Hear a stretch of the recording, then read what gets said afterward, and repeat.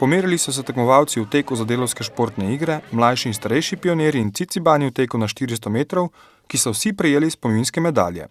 V osrednjem teku za dolenjski pokal na 8 km pa je slovil Vid Zevnik iz celjskega atletskega kluba. Današnja tekma si nisem vzel za to, da bi z nekega tekmovalnega vidika, ampak čisto za svojo dušo, zaradi tega, ker sem pred 10 in 15 leti tukaj že tekmoval in imam lepe spomine na otroštvo in sem rekel, da po 10 letih grem pa spet manj za dušo težiti.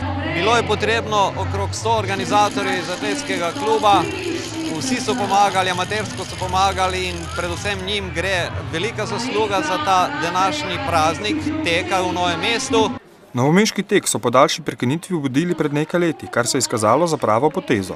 Ljudje so zadovoljni, če imamo srečo še z vremenom, je udeležba vsako leto rekordna. Lansko leto smo imeli 502 udeleženca, letos računamo, da se bo ta številka približala 700 udeležencev.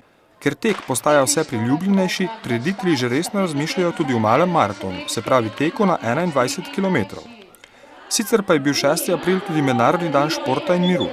Tekmovalci in obiskovalci teka so ga obeležili z dvigom belih kartončkov.